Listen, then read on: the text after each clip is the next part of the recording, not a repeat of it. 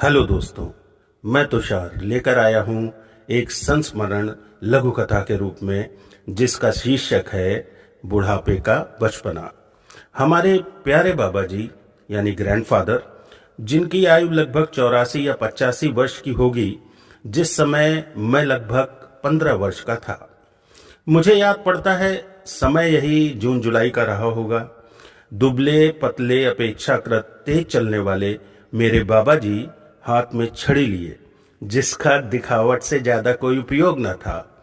बाबा जी बुनबुनाते हुए घर में घुसे। चेहरे पर अत्यधिक गुस्सा झलक रहा था।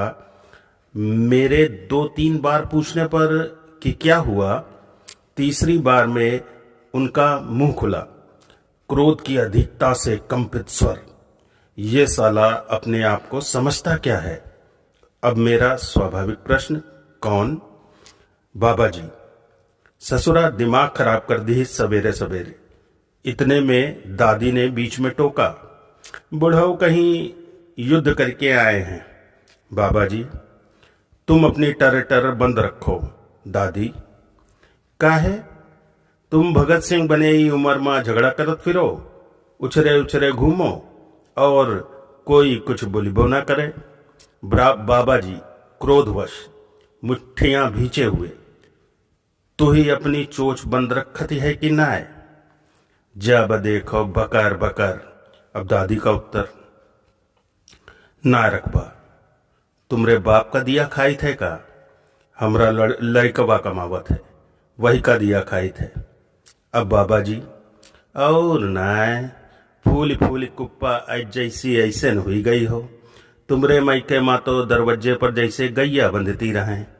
दादी का उत्तर, हम लोग लंघन करित रहे तो काहे ब्याहला रहो, करे हो तू जमींदारन हिया बियाओ, टके की पुछवा ही ना है, न करे लाट साहब के जैसे। दादी का पुराना दांव चल गया। बाबा जी निशब्द, और इससे पहले बाबा जी कुछ तीक्ष्ण उत्तर देते, इस नोक झोंक को बाधित कर मैं वार्तालाप को पुनः मुख्य धारा पर ले आया और पूछा, आखिर हुआ क्या है, कुछ पता तो चले। बाबा जी, अरे यो जो चौराहे पर सब्जी वाला है, ससुरा बड़ा बदतमीज है। हम उससे हरी धनिया मांगा तो कहे लगा सुबह सुबह बोहनी मत खराब करो, जाओ भागो हियन से, हवा आए दो। अब भला यह कोई बात करे तरीका है? जैसे हम धनिया मुफ्त की मांग रहे रहन, पैसा दे रहे रहन। मैंने भी सोचा बात तो गलत है। अगर ऐसा कुछ वाकई घटित हुआ है, खानदानी खून ने वाल मारा और पहुंच गए बाबा जी के साथ रण क्षेत्र यानी सब्जी वाले की दुकान पर। सीधे सीधे इल्जाम ही ठोक कर कहा, इनको पहचानते हो? तुमको तमीज नहीं है एक बुजुर्ग से कैसे बात करते हैं? मेरा इतना कहना भर था कि सब्जी वाले ने हाथ जोड़ लिए और गिड़गिड़ाते हुए बोला, भैया हम ना चिन्हित रहे कि ये आपके बाबा जी हैं, गलती हुई गई। मैंने उसको और हड़क में लेकर कहा, क्या मतलब है तुम्हारा? कि मेरे बाबा जी थे, कोई और बुजुर्ग होता तो बदतमीजी करते। अरे शर्म करो, बुजुर्ग व्यक्ति की कम से कम उम्र का तो लिहाज करते। तुमको धंधा करना है या नहीं? हद है। आखिर ऐसी कौन सी गाली दे दी थी इन्होंने तुमको? धनिया ही तो मांग रहे थे। अब सब्जी वाले ने थोड़ा सा घबराते हुए बताया, भैया जी 50 रुपए किलो धनिया बिक रही है, कोई सब्जी वाला रख भी ना रहा है, और बाबा जी 10 पैसे धनिया मांगत रहे।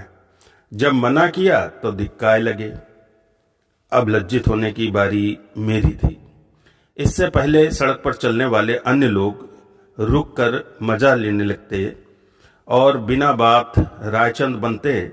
मैंने बात रफा दफा करने के लिहाज से कहा, तो तुम बदतमीजी पर उतर आओगे, दुकान से भगा दोगे? अरे यही बात प्यार से इज्जत से बोल देते, जैसे अभी बोल रहे हो।